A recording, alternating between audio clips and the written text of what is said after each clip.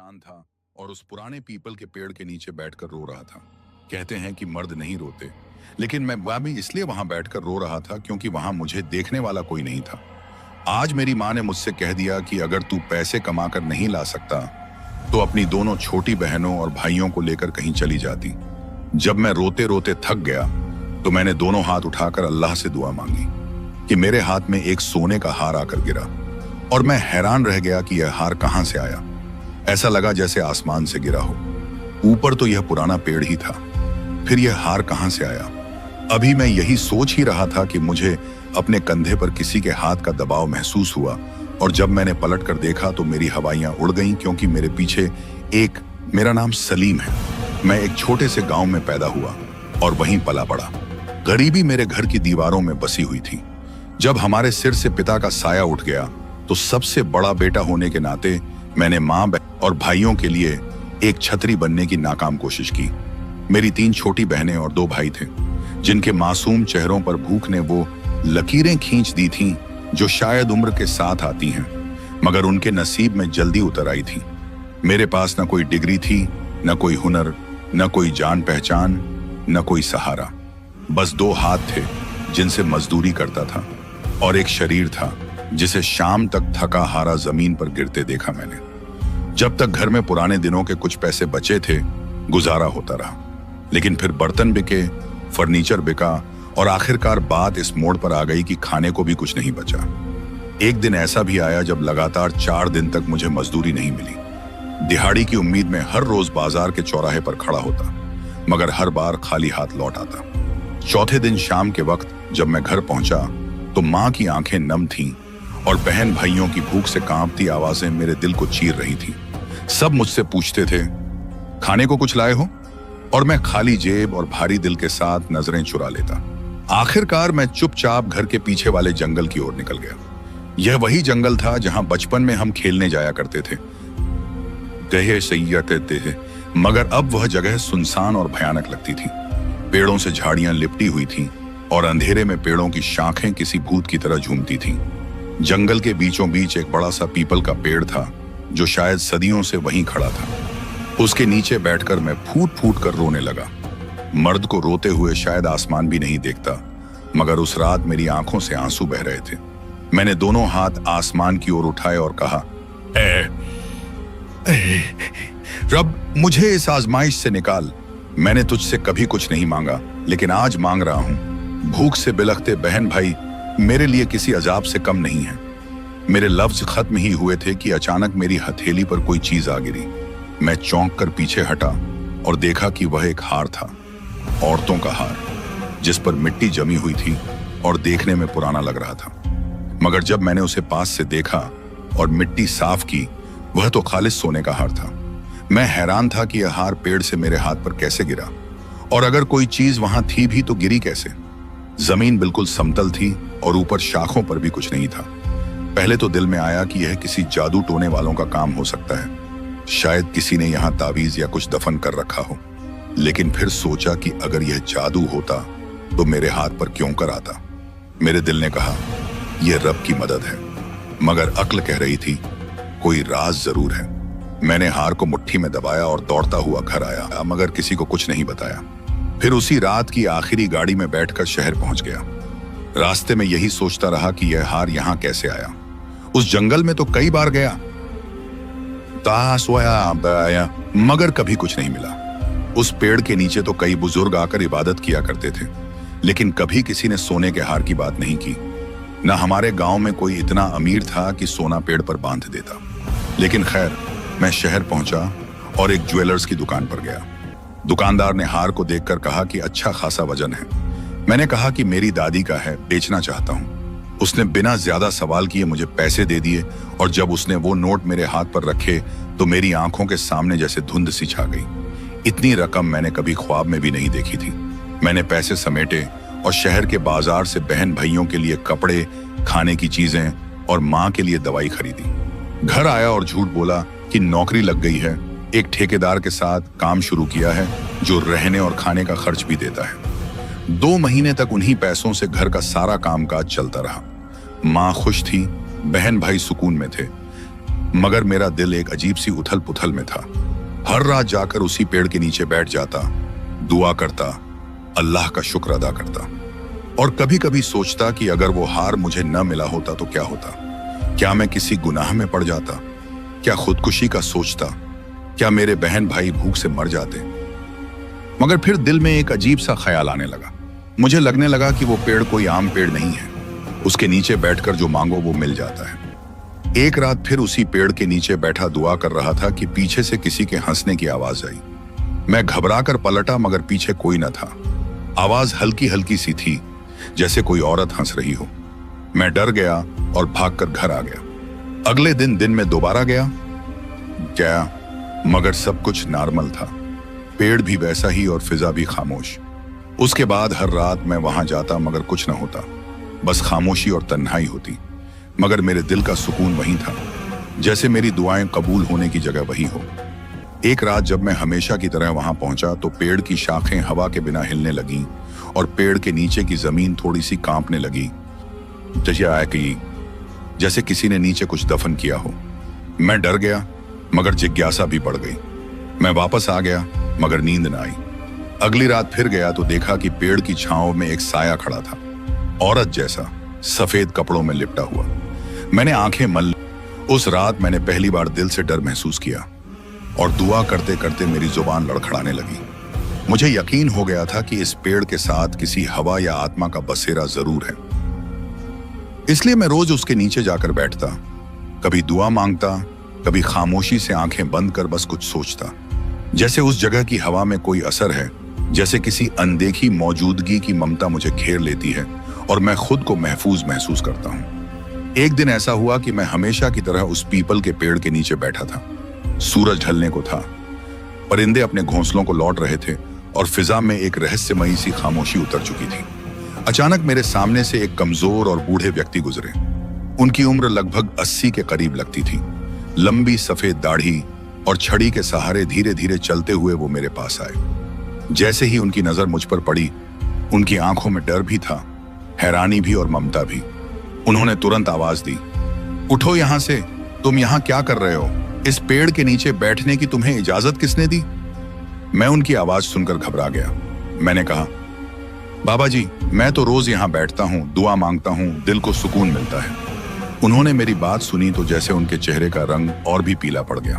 उन्होंने कहा, मैंने चौंक कर उनकी तरफ देखा और झूठ बोल दिया, नहीं बाबा जी, कुछ नहीं हुआ, मैं बस बैठता हूं और चला जाता हूं। उन्होंने कहा, बेटा, तुम नहीं जानते कि यह कैसा पेड़ है। तुम्हें अंदाजा नहीं कि इस पेड़ के साथ कितने राज जुड़े हुए हैं, कितने हादसे और कितनी पुरानी आवाजें इसकी शाखों में कैद हैं। मैंने हैरानी से पूछा, बाबा जी, ऐसा क्या है इस पेड़ में जो आप इतना डर गए? तो वो धीरे से बोले, बेटा, ये पेड़ इस गांव से भी ज्यादा पुराना है। जब ये गांव नहीं बना था तब भी ये पेड़ यहाँ था। लोग कहते हैं कि ये पेड़ इस जमीन के किसी दुहक का गवाह है, वो दुहक जो कभी खत्म नहीं हुए, वो जख्म जो वक्त के साथ और गहरे होते गए। फिर वो थोड़ी देर रुके, जैसे कोई भारी बोझ दिल से उतारना चाहते हों, और कहने लगे, बेटा, मैं तुम्हें एक कहानी सुनाता हूं जो मेरे दादा ने मुझे सुनाई थी। वो कहानी जो हर बुजुर्ग ने अपने किसी बुजुर्ग से सुनी है, लेकिन आज कोई नहीं सुनाता, कोई कहती समझता, क्योंकि आज के लोग सुनने पर यकीन नहीं रखते। वो कहानी एक औरत की थी जो इस गांव में रहती थी। बहुत गरीब औरत थी। उसका शौहर कुछ वक्त पहले मर गया था और वो 5 बच्चों के साथ अकेली रह गई थी। न कोई सहारा, न कोई काम, खाने को कुछ नहीं होता था। बच्चे दिन भर रोते बिलखते रहते और वो माँ बस चुपचाप उनकी भूख का तमाशा देखती रहती। एक दिन ऐसा आया कि लगातार 3 दिन बीत गए। घर में आटा तो दूर की बात, एक दाना तक नहीं बचा था। उस औरत ने पूरे दिन भूखे बच्चों को रोते देखा। रात आई तो वो सबको ओढ़ा बिछाकर पीपल के उस पेड़ के नीचे ले आई कि शायद ठंडी हवा में बच्चों को नींद आ जाए, लेकिन ऐसा नहीं हुआ। बच्चे लगातार रोते रहे और फिर रात के आखिरी पहर में, जब आसमान पर तारों की रोशनी मध्यम हो रही थी और सारी दुनिया नींद में थी, ईसाई थी ही, उस औरत ने एक दर्दनाक फैसला किया। उसने बच्चों के रोते चेहरे देखे और खुद को इल्जाम दिया कि मां होकर भी वो उनके पेट में अन्न का एक दाना तक नहीं पहुंचा सकी। उसने एक एक करके बच्चों को गोद में लिया और उनकी सांसें रोक दी। फिर आखिर में खुद को भी उसी पेड़ के नीचे खत्म कर दिया। कुत्ते मेरी कहते हैं कि उसके बाद से उस पेड़ के नीचे एक अनदेखी ताकत बस गई है। वो औरत जो अब आत्मा बन चुकी है, उन लोगों की मदद करती है जो उसकी तरह भूख से जूझ रहे हों, जो बेबस हों, जो अपने बच्चों के लिए कुछ भी ना कर पा रहे हों। वो किसी भूखे को सोने नहीं देती, वो किसी यतीम की आह नहीं सुनती, बल्कि उसकी झोली भर देती है। इसके बाद से बहुत से लोगों ने बताया कि उन्होंने यहाँ दुआ मांगी और कुछ ही दिनों में उनकी जिंदगी बदल गई। कुछ ने बताया कि उन्होंने सपने में एक सफेद कपड़ों में लिपटी औरत को देखा जो उनकी पेशानी को चूमती थी और कहती थी, बेटा अब तुम्हें भूखा नहीं रहना। कुछ ने कहा कि पेड़ के नीचे से उन्हें सोना चांदी मिला। कुछ ने कहा कि किसी ने उन्हें राशन देकर भेज दिया। लेकिन सबकी कहानियों में एक बात समान थी। सबको मदद उस वक्त मिली जब वो बेहद मायूसी में उस पेड़ के नीचे बैठकर रो रहे थे, जैसे वो आत्मा सिर्फ सच्चे दिल की पुकार पर ही जवाब देती है। जब बाबा जी ने यह कहानी सुनाई तो मेरे शरीर में एक सिहरन सी दौड़ गई। मुझे वो रात याद आ गई जब मैं भी रोते हुए उस पेड़ के नीचे बैठा था और दुआ मांगी थी, और फिर वो सोने का हार मेरे हाथ पर आ गिरा था। मैंने बाबा जी को पूरी बात नहीं बताई, लेकिन मुझे यकीन हो गया कि उस पेड़ पर उसी आत्मा का बसेरा है। लेकिन एक दिन जब मैं वहां पहुंचा तो देखा कि मुझसे पहले ही एक लड़की उस पेड़ के नीचे बैठी थी। मैं कुछ पल के लिए ठिठक गया, क्योंकि आज मेरे पास एक रुपया भी नहीं बचा था। मैं बहुत परेशान था, पेट खाली था, जेब खाली थी, दिल भारी था। इसलिए मैंने मन में सोचा कि शायद उस लड़की से कुछ मदद मांग लूं, क्योंकि जब इंसान के पास कुछ नहीं होता तो वो किसी से भी उम्मीद बांध लेता है। लेकिन जैसे ही मेरी नजर उस लड़की पर पड़ी, मैं हैरान रह गया। मेरी आंखें जैसे किसी जादू में बंद गईं। वो लड़की इतनी खूबसूरत थी कि मैं बयान नहीं कर सकता। उसने सफेद रंग का लिबास पहन रखा था जो हल्की हवा में लहरा रहा था। होंठों पर गहरी लाल लिपस्टिक थी और उसके बाल इतने लंबे और घने थे कि कमर से भी नीचे जा रहे थे। उसके चेहरे पर एक अजीब सी चमक थी, जैसे वो रोशनी में नहा रही हो। हालांकि सूरज ढल चुका था और रोशनी कम हो गई थी। मैंने हिम्मत करके उससे पूछा, आप भी यहाँ कुछ मांगने आई हैं? उसने मेरी बात सुनकर मुस्कुराकर मेरी तरफ देखा। उसकी मुस्कान में एक अजीब सा सुकून था, जैसे सदियों की थकावट को एक पल में मिटा देने वाली कोई ममता हो। उसने नरमी से कहा, नहीं, मुझे कुछ मांगने की जरूरत नहीं है, मेरे पास सब कुछ है। इसके बाद वो कुछ पल मुझे देखती रही, फिर धीरे से बोली, तुम क्या मांगने आए हो? मैंने झिझकते हुए कहा, थोड़े बहुत पैसे मांगने आया हूं, क्योंकि आज कुछ खाने को भी नहीं है। उसने मेरी बात सुनी तो अचानक हंसने लगी, लेकिन वो हंसी किसी मजाक की नहीं थी, जैसे किसी गहरे रहस्य से भरी हुई हो। उसने बस इतना कहा, मैं चलती हूं, और फिर पेड़ के पीछे चली गई।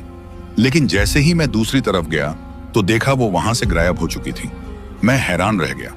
मेरे कदमों के नीचे से जमीन खिसक गई। दिल जोर जोर से धड़कने लगा। मैं सोचने लगा कि वो इतनी जल्दी कहां जा सकती है, कि उस तरफ तो कोई रास्ता ही नहीं जाता था। मैं कुछ देर वहीं खड़ा रहा, फिर अचानक मेरी नजर उस जगह पर पड़ी जहां वो बैठी थी। वहां कुछ पैसे पड़े हुए थे। मैं आगे बढ़ा और झुककर वो पैसे उठाए। जब गिने तो देखा ये कोई 70-80 हजार रुपए थे। मेरे हाथ कांपने लगे, मेरी आंखें हैरत से फैल गईं। मुझे डर भी लगने लगा कि यह क्या माजरा है। कहीं यह वही औरत तो नहीं जिसकी आत्मा उस पेड़ से जुड़ी हुई बताई जाती है। लेकिन कहानी में तो वह औरत अधेड़ उम्र की थी, बच्चों वाली थी, और यह तो एक जवान खूबसूरत लड़की थी जो किसी परी जैसी लग रही थी। मैं काफी उलझन में था, दिल डर से धड़क रहा था, लेकिन पैसों की चमक ने मुझे अपनी तरफ खींच लिया। मैंने वो पैसे उठाए और तेजी से वहां से निकल गया। दिल में डर भी था और शुक्र भी कि खुदा ने मेरी मदद कर दी। मैंने इस वाक़े का दर्शवी हक़ का जिक्र किसी से नहीं किया और उन पैसों से अपने बहुत से मसले हल कर लिए। लेकिन दिल में एक फैसला कर लिया कि अब अगर मेरे हालात बहुत बुरे भी हों तो मैं दोबारा उस पेड़ के नीचे नहीं जाऊंगा, क्योंकि वो जो कुछ भी थी, वो वाकई कोई आत्मा थी। तो मैं नहीं जानता कि वो मुझसे क्या चाहती है, लेकिन इतना जरूर जानता हूं कि वो बेहद खूबसूरत थी और उसकी आंखों में कोई ऐसा राज था जिसे बयां नहीं किया जा सकता। मैं दोबारा उस पेड़ के पास नहीं गया। मैंने किसी से कुछ नहीं कहा, न ही किसी को वो राज बताया जो मैंने अपने दिल में दफन कर दिया था। पैसे खत्म होने के बाद भी मैंने 1 हफ्ते तक खुद को उस ओर जाने से रोके रखा। हर दिन जैसे एक जंग थी, डर और जरूरत के बीच। कभी खुद को समझाता कि वो लड़की कुछ और थी, आई खुद को डराता कि अगर वो वाकई कोई आत्मा थी तो वो मुझे दोबारा नुकसान भी पहुंचा सकती है। लेकिन फिर एक दिन मेरी मजबूरी इतनी बढ़ गई कि मेरे पास उसके सिवा कोई चारा नहीं बचा। मेरा पेट खाली था, कपड़े फटे हुए थे, जूते भी चौराहे के पत्थर जैसे हो गए थे। मैं सुबह से बिना कुछ खाए शाम तक सड़कों पर भटकता रहा, लेकिन किसी ने भी मुझे कुछ नहीं दिया। जब सूरज ढलने को आया तो मेरे कदम खुद ब खुद उसी पेड़ की तरफ उठने लगे। दिल में 100 तरह के वहम थे और कदम भारी थे, लेकिन मैं रुक भी नहीं सका, जैसे कोई अंदर से मुझे खींच रहा हो। जब मैं वहां पहुंचा तो धूप की आखिरी किरणें भी जा चुकी थीं। हर तरफ उदासी और खामोशी का राज था। मैं जाकर पेड़ के नीचे बैठ गया। आंखों में आंसू थे और दिल में बहुत दर्द। मैं जमीन पर झुक गया और बस धीरे धीरे रोने लगा। आंखों से आंसू बहते रहे, दिल से दुआ निकलती रही और मैं सोचता रहा कि काश कोई चमत्कार हो जाए और मेरी फरियाद सुन ली जाए। तभी अचानक मेरे हाथ में कुछ गिरा। मैंने चौंक कर देखा तो सोने के 2 खूबसूरत कंगन मेरे हाथ में थे। मैं हैरान रह गया। दिल में खुशी की एक लहर दौड़ गई, लेकिन खुशी के साथ साथ एक अनजानी सी घबराहट भी थी, जैसे किसी अबिबेती उसी अनदेखे साए ने मुझे छू लिया हो। मैंने उठकर वो कंगन जेब में रखे और तेजी से वहां से निकलने की कोशिश की, लेकिन जैसे ही मैं पलटा, किसी ने मेरे कंधे पर हाथ रख दिया। मेरा सारा बदन कांप उठा। मैंने धीरे से पलट कर देखा तो वही लड़की मेरे सामने खड़ी थी। वही सफेद कपड़े, वही लाल लिपस्टिक, वही लंबे बाल और वही जादुई मुस्कान। मैं घबरा गया। मेरी जुबान लड़खड़ाने लगी और मैं चिल्लाने लगा, तुम तो मर चुकी हो। तुम वही हो ना जो वो गरीब औरत थी जिसने अपने बच्चों को मारा था? दुआबा हो। वो मेरी बात सुनकर हंसने लगी, लेकिन वो हंसी नफरत या मजाक की नहीं, बल्कि नरमी से भरी हुई थी, जैसे वो मुझे बच्चा समझकर मुस्कुरा रही हो। उसने नरमी से कहा, नहीं, मैं न आत्मा हूं, न मर चुकी हूं, और न ही वो औरत हूं जिसकी कहानी तुमने सुनी है। मैं तो एक जिंजादी हूं। इस पेड़ के साथ मुझे कैद किया गया है। मेरे ऊपर एक सजा है जो कुछ सालों पर आधारित है। जब ये पूरी हो जाएगी तो मैं आजाद हो जाऊंगी। मैं तुम्हें नुकसान नहीं पहुंचा सकती। मुझे तुम अच्छे लगे, इसीलिए मैंने तुम्हारी मदद की। तुम्हें भूखा नहीं देख सकती थी। मैं हैरानी से उसकी तरफ देखता रहा। वो अब भी मुस्कुरा रही थी। उसकी आंखों में एक अजीब सी रोशनी थी, जैसे वो किसी और जहान से आई हो। मैं कुछ कहना चाहता था, लेकिन मेरी आवाज बंद हो चुकी थी। वो खुद बोलती रही, अल्लाह ने मुझे तुम्हारी मदद का जरिया बनाया है, और जब तक तुम्हें मेरी जरूरत है मैं तुम्हारी मदद करती रहूंगी। बस तुम रोज मुझसे मिलने आया करो और मुझसे बातें किया करो। मुझे तुम्हारी बातें अच्छी लगती हैं। वो बोल रही थी और मैं चुपचाप सुनता जा रहा था। दिल में अब भी डर था, लेकिन उसकी बातों में एक अजीब सा सुकून भी था, जैसे वो मेरे दुखों की दवा हो। मैंने धीरे से सिर हिलाया तो वो फिर हंस पड़ी। शायद मेरे डरे हुए अंदाज ने उसे हंसा दिया। मैं अब भी हिचकिचा रहा था, लेकिन उसकी मौजूदगी में एक तरह की गर्माहट थी जो मुझे रुकने नहीं देती थी। उसने फिर नरमी से कहा, डरो मत, मैं तुम्हारा कुछ बुरा नहीं चाहती। बस चाहती हूं कि तुम रोज आओ और मुझसे बातें करो। तुम्हारी बातें मुझे अच्छी लगती हैं और तुम्हारे चेहरे पर जो सच्चाई है वो मुझे बहुत पसंद है। 2 दिन तक मैं हिम्मत नहीं जुटा सका। हर बार जब पेड़ की तरफ कदम बढ़ाता तो दिल की धड़कनें तेज हो जाती, माथे से पसीना टपकने लगता।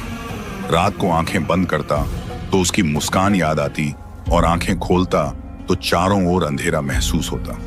लेकिन तीसरे दिन मैंने खुद पर काबू पाया। दिल को समझाया कि अगर वो मुझे नुकसान पहुंचाना चाहती तो पहले ही कर चुकी होती।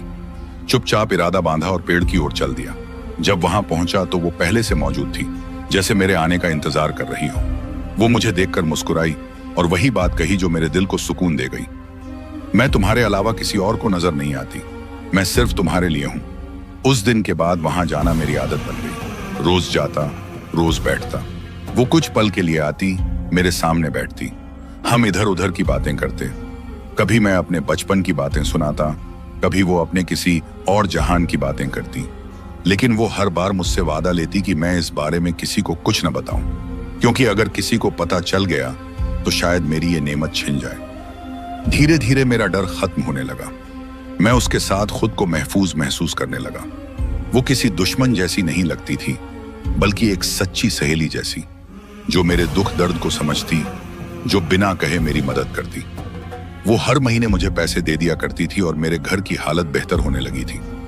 मेरी माँ खुश थी कि अब पैसे आ रहे हैं। हम पहले से अच्छा खा रहे थे, बेहतर कपड़े पहन रहे थे। लेकिन माँ को मेरी हालत पर भी फिक्र थी, क्योंकि मैं रोज उस पेड़ के नीचे जा बैठता था जहां कोई आम इंसान ज्यादा देर बैठने की हिम्मत नहीं करता। गांव वालों को भी शक होने लगा। पहले तो वो मुझे नजरअंदाज करते रहे, उस हाँ भी हाथ मास्टर टाइप से थे। लेकिन जब मेरा यह रोज का सिलसिला बन गया तो उन्होंने बातें बनाना शुरू कर दी। एक दिन बाजार में किसी ने कहा, सलीम पागल हो गया है, दिन रात पेड़ के नीचे बैठता है, खुद से बातें करता है, शायद उस पर किसी जिन का साया हो गया है। और ये बातें धीरे धीरे पूरे गांव में फैल गईं। मैं जहां से भी गुजरता लोग मुझे तरस भरी निगाहों से देखते। कोई कान में फुसफुसाता, कोई मजाक उड़ाता, और कुछ लोग तो बच्चों को डराकर कहते, अगर बदतमीजी करोगे तो सलीम जैसा पागल हो जाओगे। मेरी माँ की हालत दिन ब दिन खराब होने लगी। वो मुझे देखकर रोती कि उसके बेटे को लोगों ने पागल समझ लिया है। मैंने उसे सच बताने की कोशिश की, लेकिन हर बार जुबान रुक जाती, क्योंकि मेरे दिल में उस जिनजादी की बात गूंजती रहती, किसी को मत बताना, मैं तुम्हारी मदद कर रही हूँ। और मैंने उससे किया वादा कभी नहीं तोड़ा। मुझे गांव वालों की बातों की परवाह नहीं रही थी, क्योंकि मुझे अपने दिल का सुकून चाहिए था। और वो मुझे उसी पेड़ के नीचे मिलता था जहां हम बैठकर बातें करते थे। वो हंसती थी और मैं भी हंसने लगा था। मेरे चेहरे पर जो मायूसी छा गई थी वो धीरे धीरे खत्म होने लगी थी। लेकिन गांव वालों के लिए मैं अब भी पागल था। वक्त बीतता गया, 1 साल बीत गया, अब इस बात को 2 साल हो चुके हैं। मैं अब भी रोज उस पेड़ के नीचे जाता हूँ। वो अब भी हर महीने मुझे पैसे देती है और कभी कभी सोने के जेवर भी देती है।